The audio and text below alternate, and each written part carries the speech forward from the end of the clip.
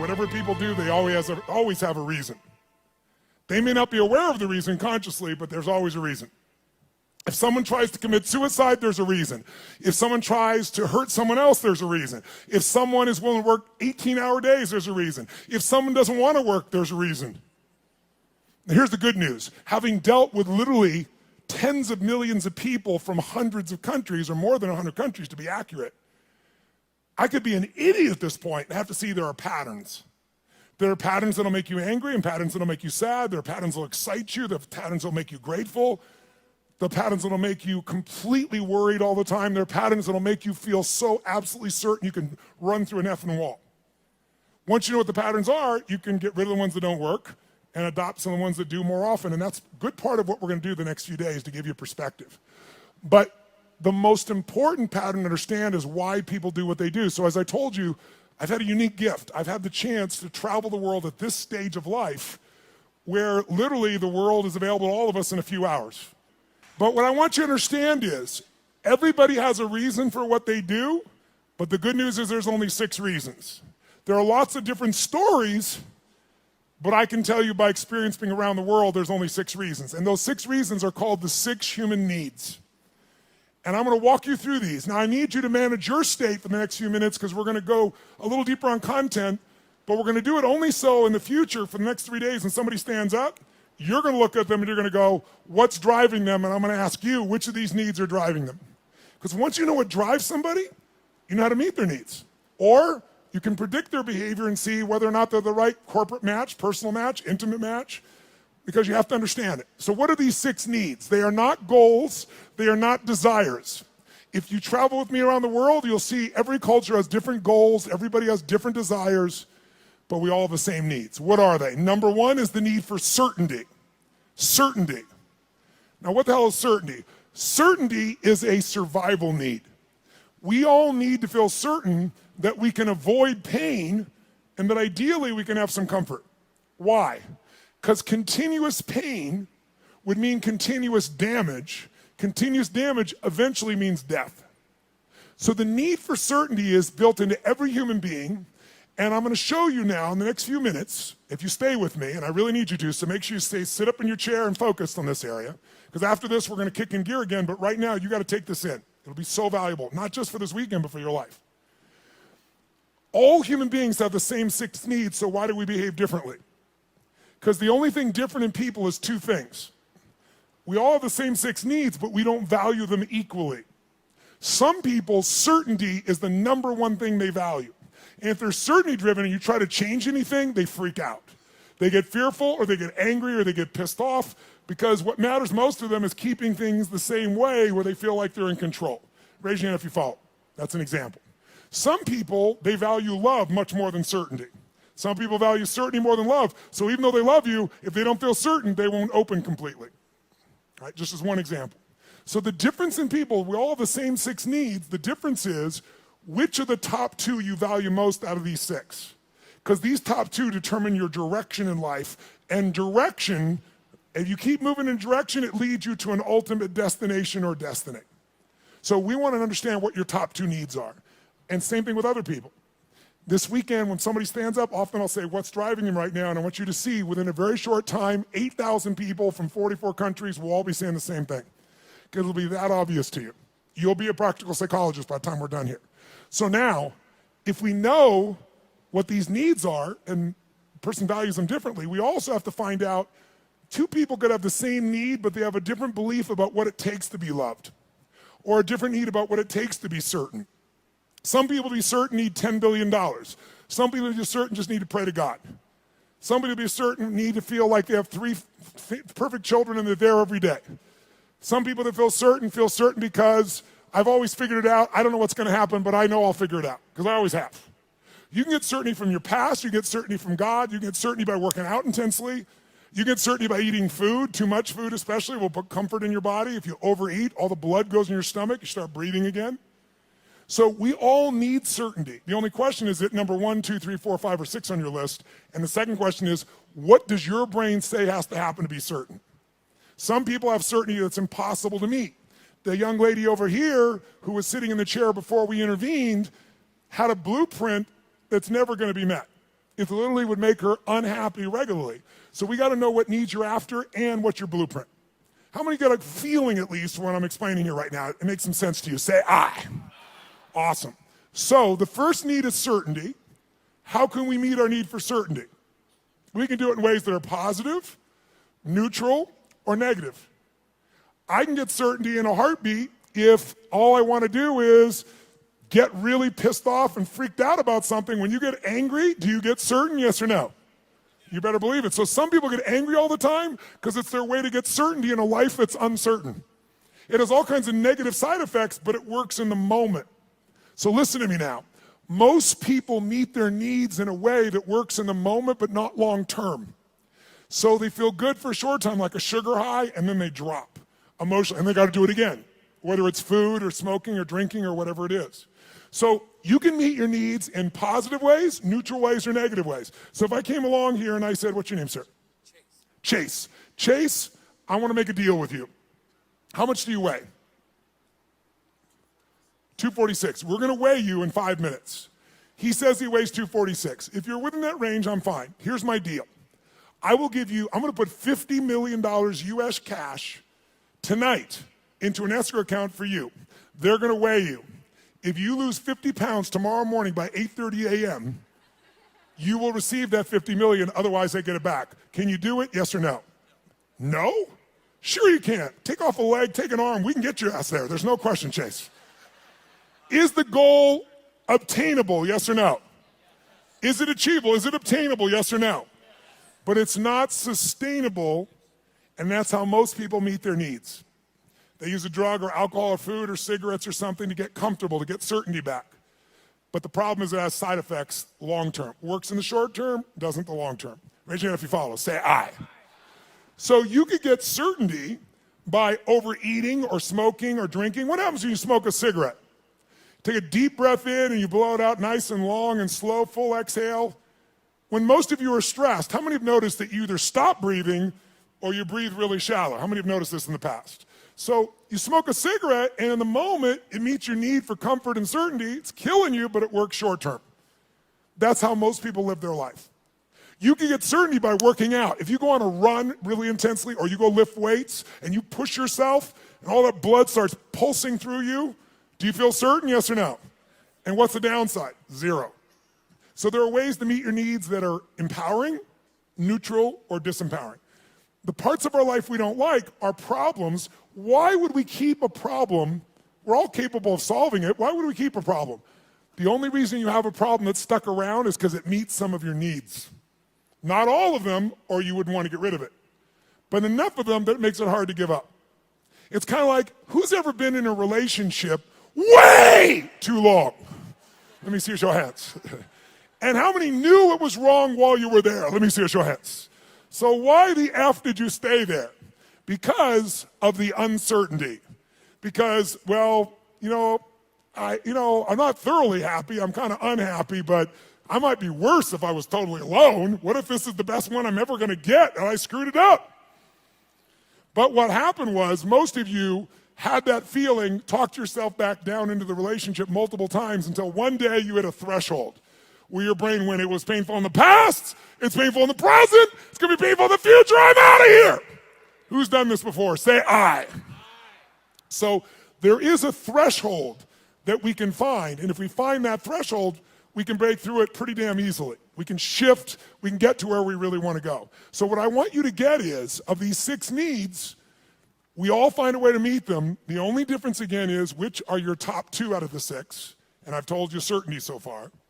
And what are your beliefs or rules, or what's your blueprint on how to get that?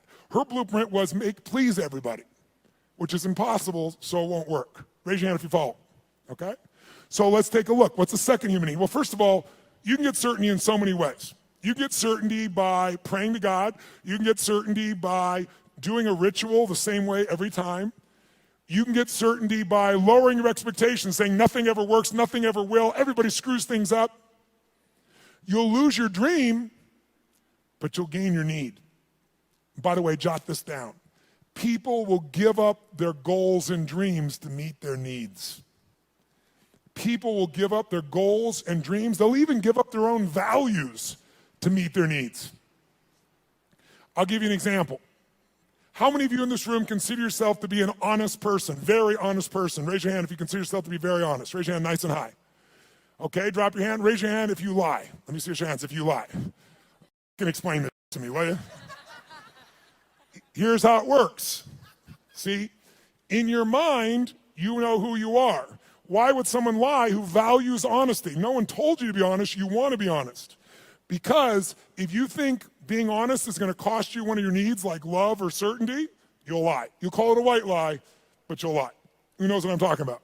Now, there's some people that never lie because they value certainty of always telling the truth so much.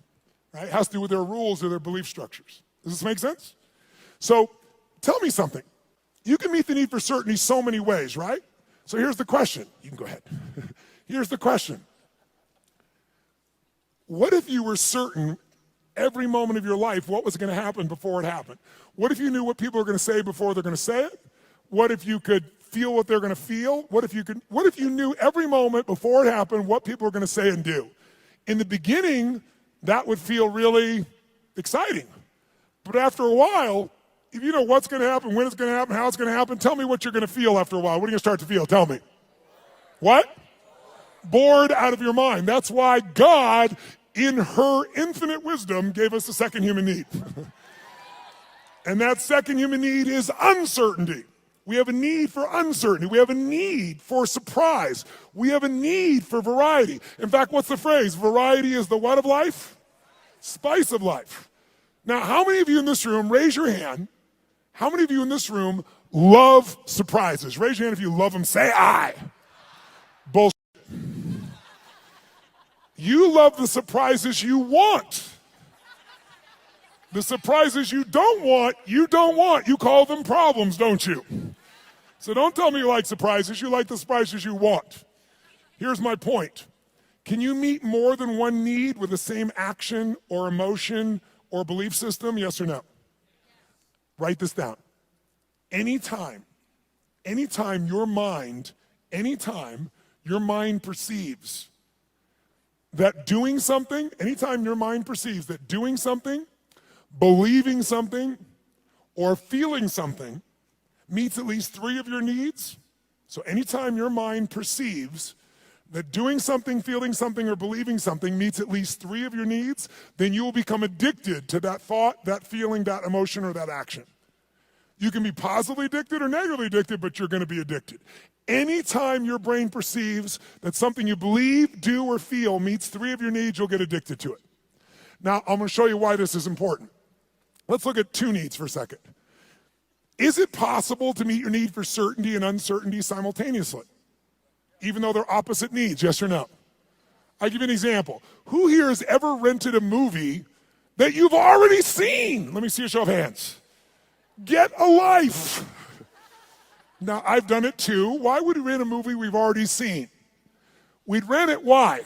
Because we've seen it before, so we're certain it's good, and we're hoping it's been so long we forgot enough it'll be variety when we watch it again. Who knows what I'm talking about here? Say I.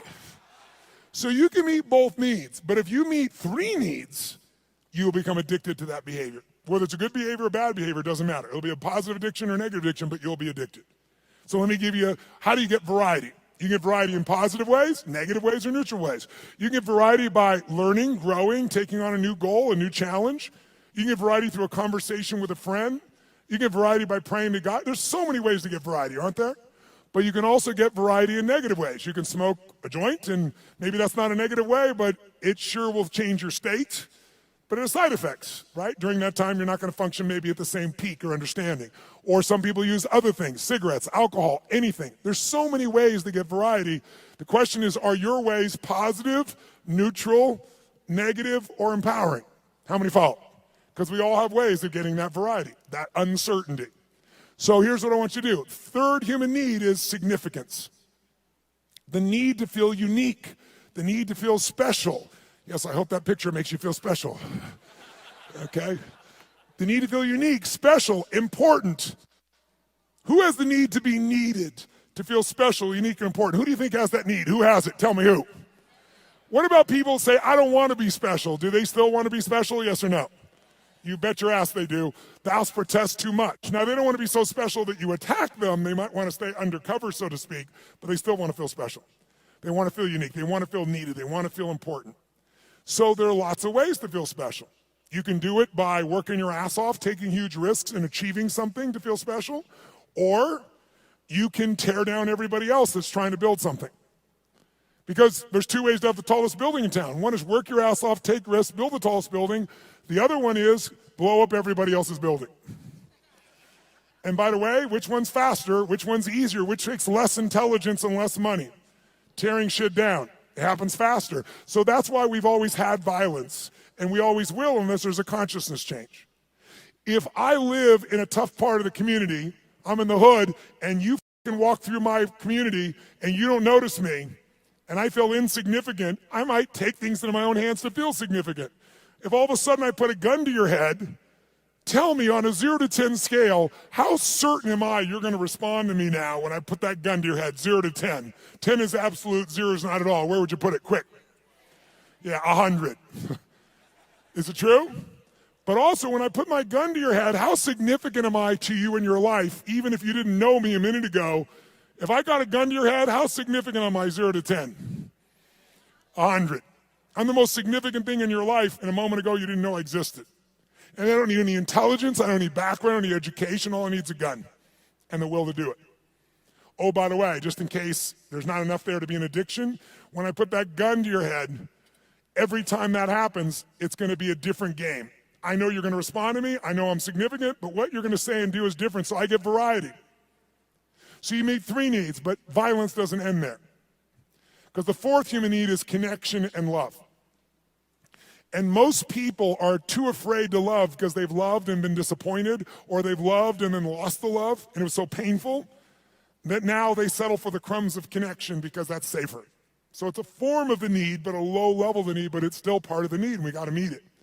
So if you're going for connection and love, if I cut my gun to his head, on a 0 to 10, I'm a 10 of certainty. I'm a 10 of significant to him. I'm going to have a ton of variety. But are we also connected in a sick way, but deeply connected in this moment? Yes or no?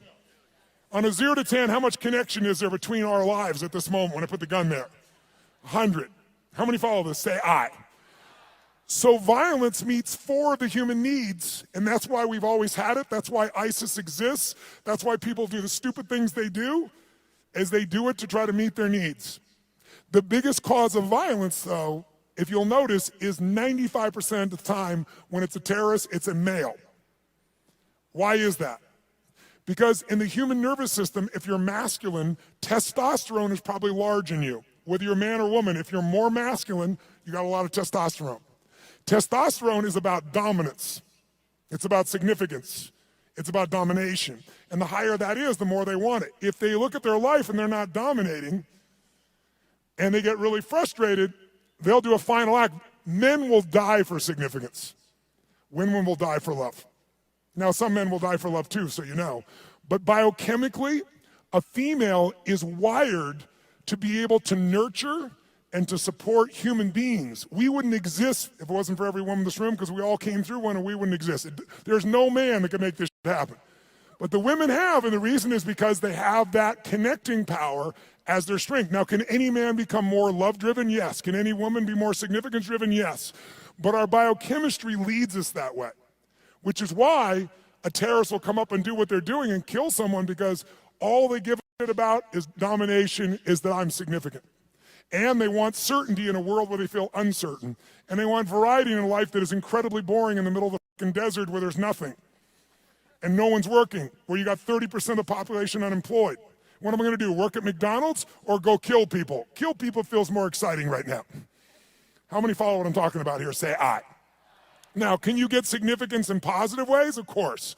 You can be significantly more generous than anyone else, and that generosity gives you a sense of significance because you know you're really a giver. You're not trading, you're not exchanging, you really are giving. And it makes you feel full. It makes you feel significant because you know the truth. No matter what you tell people verbally, you know what's true inside. And no one can mess with that. You can get significance by the way you dress. You can have significance by having more tattoos and earrings in more locations than any of us want to know. But the bottom line is you can know more about box scores and sports to be significant. Everyone finds a way to be significant. Most people find a way to be significant by having a significant problem. Why? Because if I'm really successful, you might like me for a while, but after a while, most people get annoyed with someone who's always happy and successful. Yeah, easy for you! Who knows what I'm talking about here? Raise your hand, right? But if you got big-ass problems, who's going to be upset with you? You're not competing with them. So you have huge problems, you go, I understand. But if you're doing really well, it's like easy for you. So most of us unconsciously learn to create big problems as a way to connect because it's the safest way to connect and not be rejected. Some of you do it like she does by trying to please everybody all the time. Thinking if I please you enough, then you'll come to me. You'll give me what I'm really wanting too, which is what she wants. But it doesn't work that way. It works sometimes, but not all the time and not even the majority of the time. How many follow here? Say I. So we have what needs so far? Number one is, nice and loud, number one is certainty. Certainty you can be comfortable, you can avoid pain, you can survive, you can be comfortable. Second human need is the need for uncertainty. Also need for variety or surprise. What's the third human need? The need for to feel unique, to feel special, to feel important. Who has that need? Who has that need? Everyone. And the fourth need is the need for connection, and most people settle for connection because love is too scary, because they loved and it was so wonderful and it went away and they don't want that pain anymore. So they want love, but they settle for connection. So if you can't get love or connection anywhere else, buy a dog. Don't get a cat, they're independent, get a dog.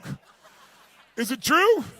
You can be the dumbass owner, you can not even feed them, you can leave for 5 hours, you can leave for 5 minutes and it's like you've been gone for 6 months, they're so excited, right? So anyone can feel connection and love. You can do it through prayer. You can do it through good gifts. You can do it by dressing special. You can do it by having big problems. The only question in life is not whether you're going to meet your needs. The only question is how. And is it obtainable or sustainable? Is it empowering, neutral, or negative? And if you want to change your life, willpower never lasts. But when something meets more of your needs, it's effortless. If you want to know what the biggest addiction is in our culture, it's not alcohol, it's not some form of prescription drug, it's not an illicit drug, it's problems. Because problems allow us to try to deal with our deepest fear that we're not enough and we won't be loved by saying it's not me, it's this problem. It's just that I have ADHD, it's just that I've been through this, so most people meet their needs through problems. Unfortunately, they don't meet their deepest needs, because up until now, we've described the first 4 needs, which are the basic needs of your personality. But everyone, by the way, finds a way to meet these first 4 needs. Even if you have to lie to yourself, if you got to work 20-hour days, you will find a way to meet your need for certainty, uncertainty, significance, even if it's just you have worse problems than anybody else, connection to yourself, you will find a way. But the final 2 needs are the needs that create fulfillment, and they are the spiritual needs, not religious, but spiritual. The 5th human need is growth. We've already said it. We grow or we what? There's no way around it. If your business isn't growing, it's dying. If your relationship isn't growing, it's dying. There are no plateaus in this life. Who's with me here? Say I. So growth is life, and if you want a one-word key to happiness, I'll give it to you right now because it's real obvious having worked with millions of people. Progress equals happiness.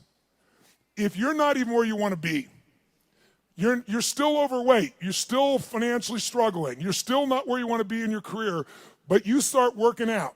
You haven't even lost the weight yet, but you start feeling better, you start making progress.